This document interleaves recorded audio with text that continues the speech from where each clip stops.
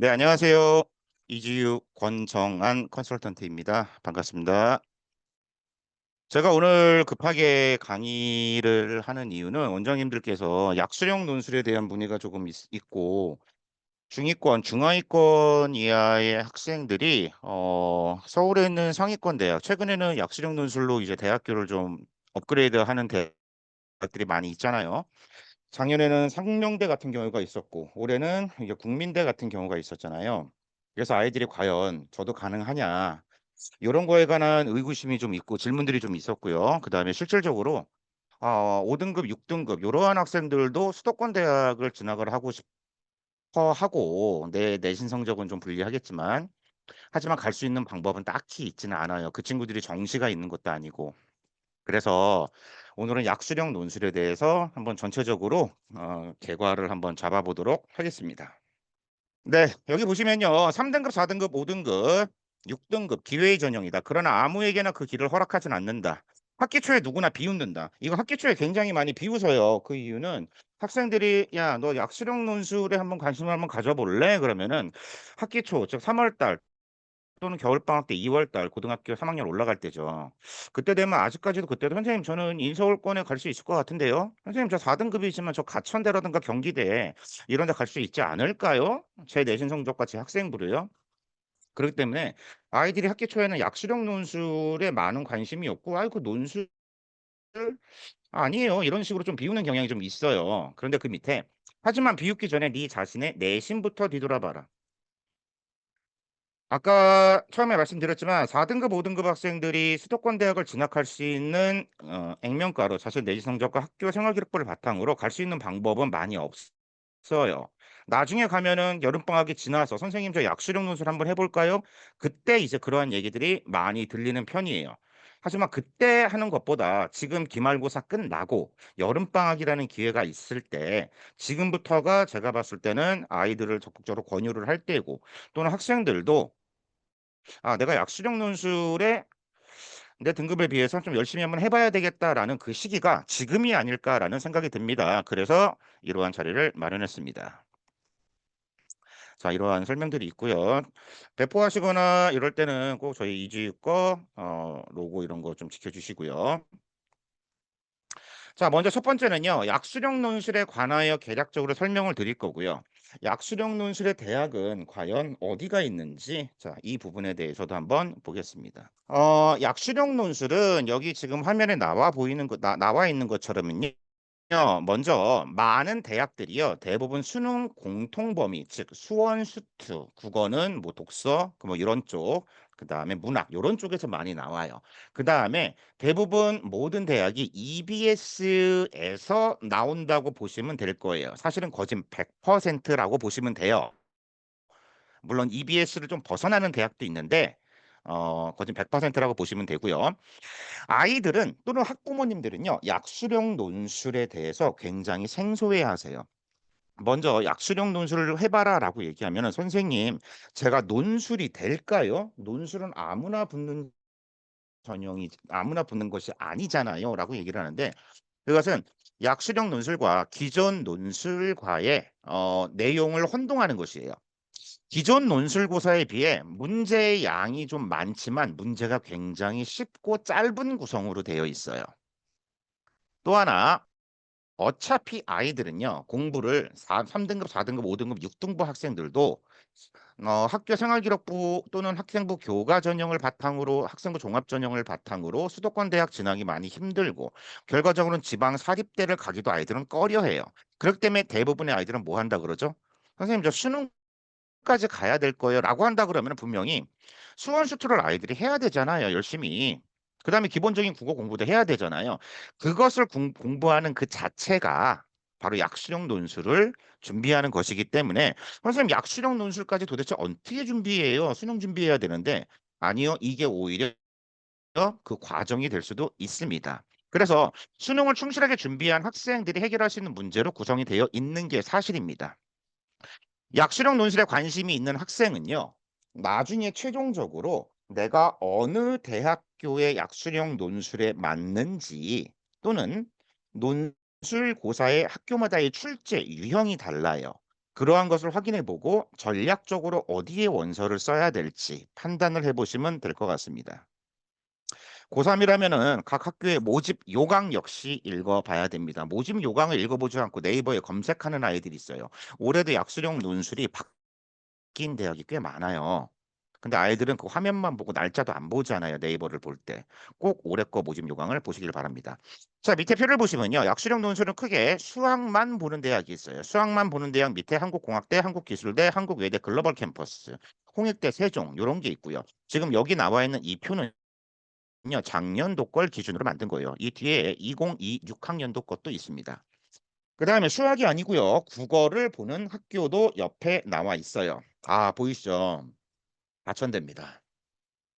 아, 인기가 엄청 많은 대학이고요. 1000명대에 육박하는 아이들을 뽑죠. 굉장히 많이 뽑고 있고요. 그 다음에 작년도에 인서울권에 드디어 나름대로 인지도가 좀 있는 인지도에 비해서는 인서울에서 설마 이 대학이 약수능 논술을 하겠어? 그러한 대학이 상명대가 처음 들어왔죠. 상명대. 자, 바로 위에 있는 대학이 수학 국어를 보는 대학입니다. 자, 밑에 1번입니다. 중하위권 전형의 희망입니다. 아까 처음에 얘기했습니다. 이 말은요. 반대로 처음에는 신경 쓰지도 않는다라는 것이 학기 초에 아이들은 비웃어요. 학기 중에도 비웃어요. 결국에는 여름방학이 끝나고 발등에 불 떨어질 때에 옵니다. 이 얘기를 꼭 전해주시고요. 불 떨어지기 전에 여름방학 되기 기말고사가 끝나기 직전 그때부터 전력 질주를 하길 바랍니다. 나중에 결과적으로 아이들은 약수령 논술을 쓰는 학생들이 굉장히 많습니다. 그러니까 경쟁률이 굉장히 높고요. 그렇지 않으면요. 결과적으로 4등급, 5등급 학생들이요. 지방 사립대 또는 상향 지원에서 수시 다 떨어지고 정시에서 지방 사립대 가게 될 겁니다. 그러면은 열심히 준비해서 동기부여를 좀 해주셨으면 좋을 것 같아요. 동기부여를.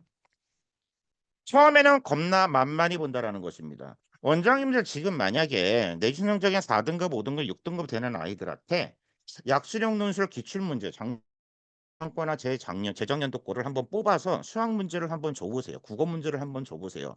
애들이 대부분 다 선생님 이게 논술이에요? 그러한 표현이 나와요. 그러니까 처음에 굉장히 만만히 본다라는 거예요. 해볼만 하다라는 거죠. 이게 아이들의 자신감을 돋아줄 수 있는 계기가 될 수는 있어요. 하지만 점차 인원이 많아지잖아요. 경쟁률이 높은 전형이에요. 그 밑에 보시면은. 경쟁률이 높다라는 것은 준비를 하고 온 아이들도 있고 하고 오지 않는 아이들도 굉장히 많다라는 거예요. 요거 역시 쉬운 만큼 사실은 굉장히 공부를 열심히 해야 돼요. 선생님 저 이 문제 풀 수 있어요. 요 정도는 가능해요. 아니요. 푸는 방법부터 연습을 해야 돼요. 글씨 못 알아보면 안 되고요. 이쁘게 쓰는 법 아이들이 연습을 해야 되고 자기가 쓰는 거기에 개념이 정확히 들어가 있나 올바르게 답을 과연 산출을 해 있나 올바르게 과연 답을 이끌어냈나 그 다음에 각 문항마다 부분 점수도 있어요. 이 약수령 논술에서는요. 부분 점수의 힘이 굉장히 커요. 그래서 1번에 감점을 당했더라도 2번, 3번 이렇게 난이도가 올라가니까 끝까지 포기하지 말고 풀어야 된다라는 거. 결과적으로는 쉽지만 열심히 해야지 요러한 대학을 갈 거 아니에요. 가천대, 상명대, 삼육대 이런 대학을. 결국엔 떨어질 가능성이 크다는 거예요. 결국에는. 그렇기 때문에 선생님 저 이거 풀 수 있어요. 아까 전에. 나중에 이런 친구들 떨어져요. 분명히 앉아서 굉장히 잘해야 돼요. 선생님들이 이러한 학생들을 모아놓고 지도를 하시다 보면요. 그중에 합격 가능성이 있는 친구들이 보여요. 요 친구는 어, 첫 번째 주에는 이랬고 두 번째 주에는 이래서 한 달 정도가 지나다 보니까 처음보다는 풀이 과정이나 글씨도 굉장히 좋아졌고 개념이라든가 이런 것도 좀 나아진 것 같고 답을 돌출하는 능력이 조금씩 상승하는 것 같아. 어라 어떤 학생들은 처음과 달리 답을 어떻게든 풀어서 아이들 이렇게 막 풀잖아요. 답을 풀어 답을 맞추는 거는 같은데 발전하는 능력이 없네. 답을 이끌어내는 서술하는 그러한 능력이 없네. 물론 알려주셔야죠. 이런 거는. 이런 친구들이 나뉘게 됩니다. 그런 친구들이 보이는 것은 선생님의 감으로 보이는 게 아니에요. 분명히 약수령 논술을 할 때는요. 제발 부탁인데 우리 원장님들이 또는 수학 선생님들이 아이들이 답안으로 제출한 거에 대해서 첨삭지를 꼭 배부를 해 주셔야 돼요. 첨삭을 하고 우리 원장님들 또는 수학 선생님들도 기존에 아이들이 썼던 것을 아이들이 풀었던 것이 과연 어떤 식으로 발전해 오나, 얘가 언제는 이랬는데 지금 요 정도까지 바뀌어 왔네. 그러한 답안지를 꼭 가지고 계셨다가 아이가 발전하는 모습을 보면서 동기부여를 해 주시면 좋을 것 같아요. 이 첨삭이 결국에는 핵심이 될 것 같아요, 문제를 아무리 많이 푸는 것보다. 5 번은 "계속 좋은 대학들이 나를 꼬시니." 음. 약수령 논술에 올해 뭐가 생겼죠? 국민대가 생겼어요. 그렇기 때문에 국민대 약수령 논술에 대해서 묻는 아이들이 상당히 많아지고 있다라는 얘기예요. 상당히 많아지고 있다. 그러니까 선생님 저도 국민대 갈 수 있을까요? 4 등급, 5 등급? 4 등급, 5 등급이 국민대 못 가잖아요. 사실은 쉽지 않잖아요. 근데 이번에 보세요. 약수령 논술에 4 등급, 5 등급 학생들 분명히 많이 들어옵니다. 제가 설명 안 한 게 하나 있네요. 여기 가운데 고대 세종이라고 있잖아요. 그죠? 여기 고대 세종. 미적분을 포함해요. 그리고 시간도 120분이에요. 제가 여기에 뭐라고 적어 놨냐면 여기에 물음표를 적어 놨어요. 과연 고대 세종이 물론 약수령 논술은 맞거든요. 근데 과연 이것을 약수령 논술로 봐야 되냐라는 그 의구심 때문에 그래요. 수학 6문제만 봅니다. 근데 그게 전부 다 미적분이에요. 인문은 교과 통합형 2문제 나와요. 근데 제시문이 굉장히 길어요. 그러니까 시간이 굉장히 길 거 아니에요. 나름대로 굉장히 어렵다라는 뜻이죠. 그래서 이거 설명드리고 다음 페이지 넘어가겠습니다. 제가 이거 PPT를 굉장히 급하게 어제 만들었거든요. 그리고 쭉 한번 만들면서 생각을 했지만 제 거 영상 강의를 들어보시고 원장님들에 맞게 제 PPT를 사용하시고 원장님들에 맞게 그것을 재구성해 보시면 좋을 것 같습니다. 자, 그래서 기존의 약수령 논술에 대한 특징, 그다음에 오른쪽에 죄송해요. 기존의 논술 전형에 대한 특징을 왼쪽에 적어 놨고 약수령 논술의 특징을 적어 놨습니다. 그래서 앞에서 얘기했던 거 교과형 논술, 앞에서 얘기했던 것이 대부분 다 나와 있습니다. 자, 그중에서 하나만, 자, 여기 두 개만. 여기 보시면요. 국민대 보이시죠? 국민대가요. 우리 가천대라든가 상명대 이렇게 약수령 논술에서 어느 정도 인지도가 있는 대학들은 국어 문항이 어떻게 나오면요. 한 어조를 쓰세요. 아니면 단어를 쓰세요. 아니면 한 문장 정도를 쓰세요. 요 정도가 나오거든요. 근데 국민대 국어 문항의 일부에서는요. 500자에서 100자 이내를 서술하세요라는 게 나와요. 사실은 100자면은 길진 않는 거예요. 그런데 다른 데 논술 전형과 조금 다르다라는 거 그 정도 알아도 되시는 거고요. 아까 전에 세종 캠퍼스에 제가 미적분 본다 그랬잖아요. 고대 세종이 마찬가지로 국민대도 미적분이 출제가 됩니다. 나 국민대야. 그래도 나름대로의 포지션이 있으니까 요 정도 해갖고 와. 요런 느낌이 되겠죠. 학원에 이런 아이들 있잖아요. 내신 등급이 4등급, 5등급인데 수학은 3등급, 2등급, 3등급, 2등급 왔다 갔다 하는 아이들. 요런 케이스의 아이들이 장점이 될 수 있을 것 같습니다. 또 하나 그 밑에. 최근에요. 논술 반영 비율이 굉장히 증가하고 있어요. 논술 반영 비율이. 논술이 80%였다가 논술이 80%라는 얘기는 반대로 내신이 20% 들어간다는 소리예요. 근데 얘가 논술이 90%로 상승되고 내신은 10%로 되고 그냥 이러한 대학들이 논술 100으로 바뀌는 경우도 있어요. 논술 100이다. 일반 논술이 아니고 약수령 논술이다. 5등급, 6등급, 7등급 아이들 들어갈 수 있는 가능성이 열리는 거예요. 그러니까 7등급이면은 아무것도 못 하잖아요. 아니요. 수학만 잘하는 아이들도 꽤 있어요. 수학 3등급 나오는 아이들도. 그래서 대학교의 발표 요강을 좀 보시면은 입시 결과를 좀 보시면은 6등급, 5등급 후반, 6등급, 7등급들 아이들이 있는 표본들이 꽤 보일 거예요. 그러한 대학은 대부분 다 논술 100 전형입니다. 그래서 이러한 것도 원장님들 한번 보시고 각자 학원에 맞게 쓰시면 좋을 것 같습니다. 자, 약수령 논술 전형의 꽃입니다. 어디죠? 가천대학교예요. 1,009명을 모집해요. 우수한 학과들이 굉장히 많죠. 우수한 학과 가천대 하면 뭐가 떠올라요? 일단은 왜 가천대를 쓰려고 할까요? 아이들이. 먼저 보건 계열 때문에 그렇죠. 간호학과 엄청 높아요. 가천대 간호학과 학생부 교과 전형이요. 2점대 초반 떨어집니다. 예, 떨어지고요. 굉장히 좋은 학과들이 많고 인지도가 계속 상승하고 있는 대학이에요. 그래서 가천대는 논술의 끈을 놓지 못하고 자, 밑에 여기 좀 한번 봐볼게요. 밑에 왼쪽에 있는 표를요. 자, 이런 식으로 제가 대학을 정리해 놨어요. 논술 과목은 굉장히 보기 좋아요. 논술 과목은 국어는 독서, 문학, 문법, 화작을 보고요. 수학은 수원 수투를 봅니다. 결국은 이게 뭐죠? 아이들이 공부를 포기하더라도 수능 올인을 하더라도 제가 수시에 가능성이 없어요. 수능에 올인을 하더라도 공부를 해야 되는 과목이잖아요, 기본적으로. 그리고 아이들 고3 아이들 수원 수도 까먹은 아이들 많을걸요. 다시 시작할 거예요. 그때 고삐를 쬐셔야 돼요. 자, 제가 뒤에서 설명할 부분에 이것을 보는 방법을 말씀을 드릴 거예요. 그러니까 지금 처음에만 잘 따라오시면 돼요. 여기 문항수를 볼게요. 문항수를 보면요. 가천대의 경우는요. 인문이 국어 9문항, 수학이 6문항. 반대로 자연은 국어가 6문항, 수학이 9문항이에요. 전체 15문항이죠. 나는 수학을 잘하는 친구야. 근데 만약에 내가 문과생이에요. 그러니까 나는 가천대가 가고 싶어. 이 얘기는 뭐냐면요. 이 약수령 논술 전형에서는 교차 지원이 얼마든지 허락이 된다라는 거예요. 반대로 내가 이과생이에요. 이과생인데 수학을 못할 수 있고 국어를 잘할 수 있잖아요. 그럼 그 아이들은 국어 인문으로 가야 되는 가능성이 있는 거예요. 그 다음에 나중에 어떻게 해요? 이런 케이스 아이들은 2학년 때 전과를 하는 방법을 찾아야 되겠죠. 전과를. 자, 우리 원장님들이 문항수에서 고민해야 될 점은 뭐냐면요. 지금 국어 예를 들어서 인문을 볼게요. 국어 9문항, 수학이 6문항. 이렇게, 어, 분포라 그럴게요. 국어의 분포와 수학 문항의 분포가 어느 정도 일치하는 경우도 있지만, 극단적으로 나뉘는 경우가 있어요. 극단적으로 나뉘는 경우. 그럴 경우에는 아이들의 강점을 잘 파악하셔서 지원을 시켜야 될 거예요. 이따 그거 나올 때 다시 한번 말씀드릴게요. 자, 15문항의 고사 시간은 80분입니다.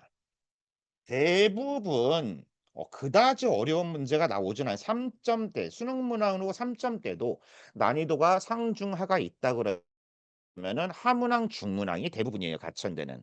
그런데 학과에 따라 좀 다르거나 이제 유형 A형, B형, C형 이런 거에 따라 다르겠지만 어, 난이도가 있는 문항도 한 문제 정도 등장을 합니다. 그래서 가천대 기출 문제를 꼭 풀어보시고 그런 관련된 수능 특강이나 수능 완성 문제를 찾아보시면 좋을 것 같습니다. 수능 최저 기준입니다. 수능 최저 기준은 인문 자연은 쉽죠. 하나 3등급입니다. 자, 바이오로직스 약학대학에 속해 있죠. 하지만 신약을 개발하는 그런 쪽이에요. 높아요. 수능 최저 이하 봅니다. 이하 모. 이하 모예요. 상당히 높은 거예요. 이하 5를 받고 가천대를 간다. 네, 가는 아이들 많이 있어요. 내신 등급 한 3등급, 4등급 되는 아이들 바이오로직스나 이런 데 못 가거든요. 3등급, 4등급 대 아이들. 그런데 죽어라 가천대 약수령 논술을 준비를 하고 특정 과목을 준비를 해서 바이오로직스 가는 아이가 존재를 합니다. 작년에 저희 아이도 마찬가지였고요. 자, 그다음에 클라우드 공학과 카카오 계열이죠. 수능 최저 얼마요? 2합 4예요. 엄청 높아요. 2합 4면 경희대보다 높을 거예요. 2합 4면은. 와, 2합 4를 받고 가는 아이들이 있을까요? 가천대? 네, 존재합니다. 존재하고요. 이따 볼게요. 수능 최저 기후에 2합 4에 탐구 2개, 탐구 2개입니다. 클라우드 공학과만이에요. 수학은 미기입니다. 클라우드 공학과는. 탐구 2개 절사로 들어갑니다. 절사. 자, 1등급하고 2등급 2개 평균 되면 1.5등급이에요. 절사하면 1등급이라는 얘기죠. 그게 절사라는 의미고요. 제가 약수령 논술고사의 날짜까지 전부 다 적어놨어요. 그러니까 약수령 논술고사를 보는 대학에 왜 적어놨냐면요. 약수령 논술도 겹치는 대학이 있어요. 이 겹치는 대학은 전화를 좀 해보시는 게 좋아요. 왜 그러냐면은 시간대가 공개를 한 학교도 있고 공개를 안 한 학교도 있어요. 아이들 그것을 보고 그러니까 전화를 하시면 어느 정도 언제쯤 공개를 하겠다 그런 게 있으니까 선생님 저 약수령이 어디 대학 쓸 거예요. 야, 이 대학이 겹칠 수도 있는데 그럼 모르는 거잖아요.